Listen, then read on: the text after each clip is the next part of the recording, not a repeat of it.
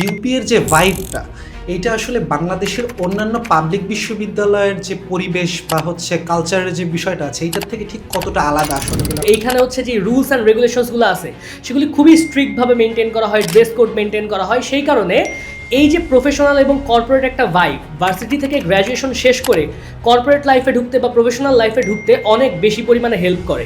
আমাদের যে জব মার্কেটের প্রেক্ষিতে এফএডব্লিউএস এর ডিপার্টমেন্টগুলোর ডিমান্ডটা কীরকম আসলে? এফএডব্লিউএস এ যেই সকল ডিপার্টমেন্টগুলো আছে, আমরা যদি বাংলাদেশের যেই সাইডেরই বা ওয়ার্ল্ডের যেই সাইডেরই জব সেক্টরের দিকে যাইতে চাই, আমাদের হাতে অপশন ওপেন আপ হয়েছে। সো এফএডব্লিউএস বেশ হচ্ছে ডাইনামিক একটা ফ্যাকাল্টি, যেটার মাধ্যমে আমি চাইলেই আমার অপশনগুলোকে আরও বেশি পরিমাণে ওপেন আপ করতে পারবো। হ্যালো এভরিওয়ান, স্বাগত জানাচ্ছি আমাদের পডকাস্টের নতুন একটি এপিসোডে। আজকে আমরা এমন একটি পাবলিক ভার্সিটি নিয়ে কথা বলবো যেটি খুব অল্প সময় তার একাডেমিক কারিকুলাম এবং শৃঙ্খলাবোধের মধ্য দিয়ে আমাদের দেশের শিক্ষার্থীদের চয়েসের নাম্বার ওয়ান লিস্টে উঠে এসেছে। বলছিলাম বাংলাদেশ ইউনিভার্সিটি অফ প্রফেশনালস বা বিউপি এর কথা। আরও স্পেসিফিকভাবে আমরা তাদের আজকে এমন দুটি ফ্যাকাল্টি সম্পর্কে জানবো, যেটি হচ্ছে FASS এবং FSSS। এই বিষয়ে আমাদের সাথে কথা বলার জন্য আমাদের মাঝে উপস্থিত হয়েছেন আমাদের এডুকেশন এবং স্কুলের সম্মানিত ইনস্ট্রাক্টর KM জুলকারনাইন স্যার। স্বাগত জানাচ্ছি আপনাকে। ধন্যবাদ। শুরুতে আমি একটা বিষয় জানতে চাইবো যে বিউপি এর যে ভাইবটা এইটা আসলে বাংলাদেশের অন্যান্য পাবলিক বিশ্ববিদ্যালয়ের যে পরিবেশ বা হচ্ছে কালচারের যে বিষয়টা আছে এইটার থেকে ঠিক কতটা আলাদা আসলে বলে আপনি মনে করছেন? ধন্যবাদ। আমাদের যে স্টুডেন্টরা আছে, তারা যারা কিনা বিউপিতে চান্স পায় বা বিউপিতে পড়তে চায়, তাদেরকে আমি সবসময় একটা কথা বলি যে বিউপিতে অ্যাডমিশন নেওয়া এর মানে কিন্তু এই না যে শুধুমাত্র একটা ভার্সিটিতে এন্ট্রি নিচ্ছে, র্যাদার তারা একটা কমপ্লিটলি নতুন লাইফস্টাইলের মধ্যে যাচ্ছে।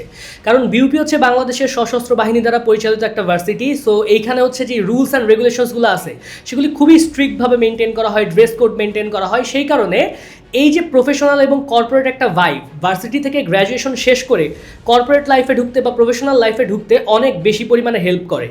দ্বিতীয়ত, এটা যেহেতু ঢাকার ভিতরেই আছে, সেই কারণে এটা একটা বেসিক অ্যাডভান্টেজ তো দিবেই।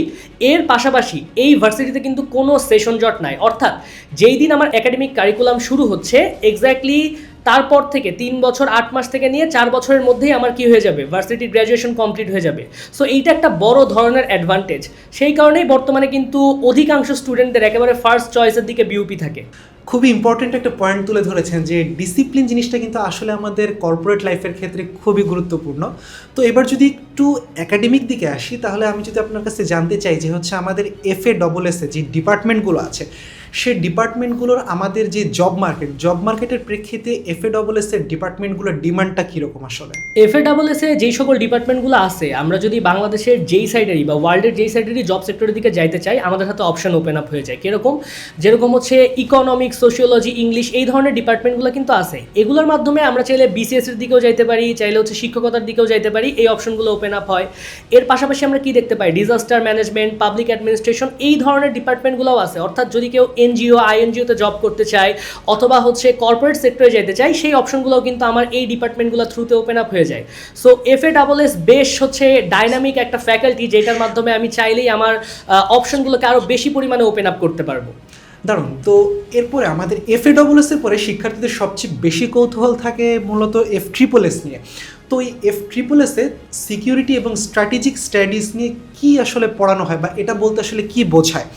আর আন্ডার গ্র্যাজুয়েট স্টুডেন্টদের ক্ষেত্রে এখানে কোন কোন বিষয়টাকে পড়ানো হয় আসলে?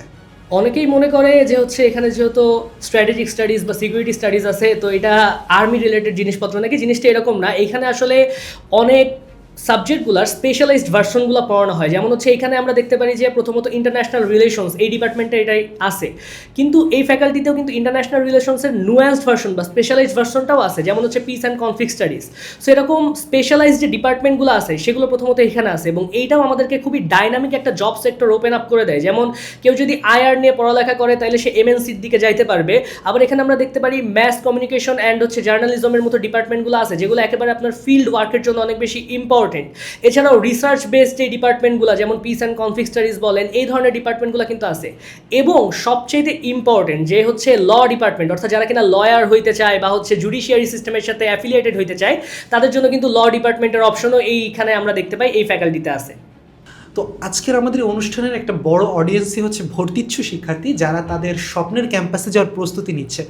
তো আপনার মতে যারা হচ্ছে বিউপির FA বা FSSS এর মতো ফ্যাকাল্টিতে ভর্তি হতে চায়, সেক্ষেত্রে তাদের ভর্তি প্রস্তুতি বা স্ট্র্যাটেজি কীরকম হওয়া উচিত বলে আপনি মনে করেন? বিউপির এক্সামে কিন্তু 3টা পার্টিকুলার জায়গা থেকে কোয়েশ্চেন আসে। প্রথমত বাংলা, দ্বিতীয়ত ইংলিশ, তৃতীয়ত জিকে। কিন্তু এই 3টা জায়গা থেকে যেমন অন্যান্য জায়গায় কোয়েশ্চেন হয় তেমন কিন্তু বিউপিতে হয় না। যেমন বিউপির জিকের ক্ষেত্রে প্রথমত পুরো জিকেটা আপনার কাছে ইংলিশে কোয়েশ্চেন আসবে এবং জিকে অনেক বেশি রিসেন্ট বেসড হয়ে থাকে। তার পাশাপাশি ইংলিশে ভোক্যাব, তারপর হচ্ছে ওই যে সিমিলারিটিস, ডিসিমিলারিটিস, এই ধরনের যে জিনিসপত্রগুলো আছে সেগুলো থেকে কোয়েশ্চেন অনেক বেশি হয়।